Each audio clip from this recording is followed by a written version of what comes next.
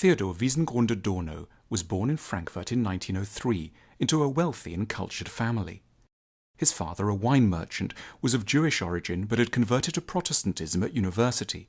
Until his 20s, Adorno planned for a career as a composer, but eventually focused on philosophy. In 1934, he was barred on racial grounds from teaching in Germany, so he moved to Oxford and later to New York and then Los Angeles. He was both fascinated and repelled by Californian consumer culture and thought with unusual depth about suntans and drive-ins.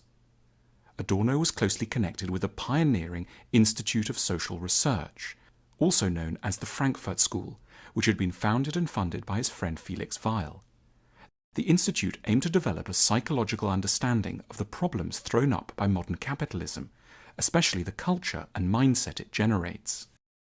Adorno drew attention to three significant ways in which capitalism corrupts and degrades us.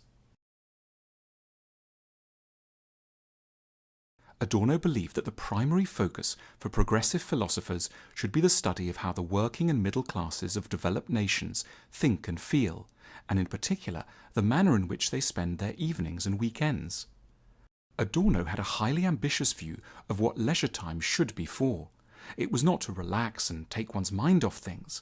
Free time should be our prime opportunity to expand and develop ourselves, to reach after our better nature, and to acquire the tools with which to change society. It's a time when we might see films that can help us to understand our relationships with new clarity, or read books that give us fresh insights into politics, or listen to music that gives us courage to reform ourselves and collective life. But in the modern world, Adorno bemoaned that leisure has fallen into the hands of an omnipresent and deeply malevolent entertainment machine, which he called the culture industry. Modern films, TV, radio, magazines, and now social media seemed for Adorno to be almost designed to keep us distracted, unable to understand ourselves, and without the will to alter political reality. So, for example, the news will feed us a mixture of salacious nonsense and political stories that scramble any possibility of understanding the open prison within which we exist. The cinema shows us the adventures of an alien invasion, while the real calamities of our world go unattended. Pop music focuses relentlessly on the emotions around romantic love, suggesting that happiness can only come from meeting one very special person, rather than awakening us to the pleasures of community and of a more broadly distributed human sympathy.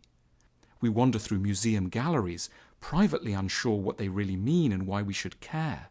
The culture industry likes to keep us like that, distracted, pliant, confused, and a bit intimidated. Adorno perceptively described Walt Disney as the most dangerous man in America.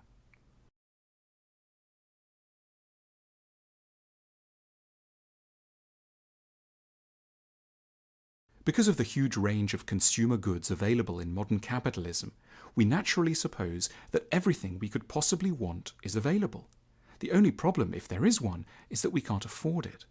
But Adorno pointed out that our real wants are carefully shielded from us by capitalist industry, so that we end up forgetting what it is we truly need and settle instead for desires manufactured for us by corporations without any interest in our true welfare. Though we think we live in a world of plenty, what we really require to thrive, namely tenderness, understanding, calm, insight, community, all these things are in painfully short supply and are utterly disconnected from the present economy. When they're trying to sell us something, advertisers show us the thing that we really want and then connect it to something we don't actually need. So we can see an advert showing a group of friends walking along a beach, chatting amiably, or a family having a picnic and laughing warmly together. These adverts show us these things because they know we crave community and connection. But the industrial economy prefers to keep us lonely and consuming. So at the end of the adverts, we'll be urged to buy some 25-year-old whiskey or a car so powerful that no road would ever let us legally drive it at top speed.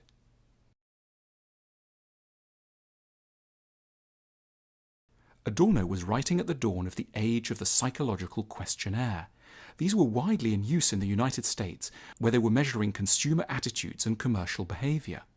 Adorno was intrigued by the underlying concept of the questionnaire, and so, together with colleagues, devoted himself to designing a rather different kind of questionnaire, one designed to spot fascists.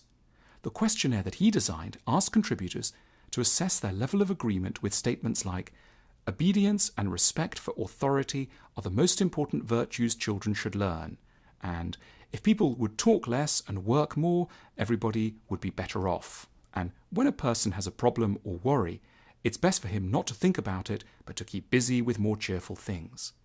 Given the traumas Germany had just been through, it's no surprise that Adorno gave his questionnaire and what he called the F scale, fascist scale, such attention.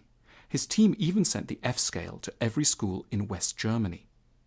But a more widely applicable lesson to be drawn from this experiment is that psychology comes ahead of politics. Long before someone is racist, homophobic, or authoritarian, they are, Adorno skillfully suggested, likely to be suffering from psychological frailties and immaturities, which it's the task of a good society to get better at spotting and responding to. Rather than leaving problems to fester so long that there's eventually no way to deal with them other than through force, we should learn to understand the psychology of everyday insanity from the earliest moments. Adorno was a left-wing thinker who recognized that the primary obstacles to social progress are cultural and psychological rather than narrowly political or economic.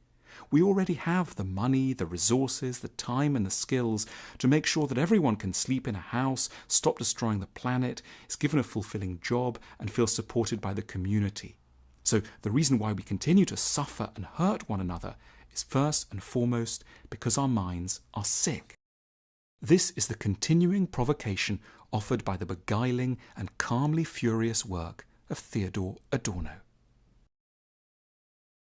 Thank you so much for watching. If you like the videos we produce,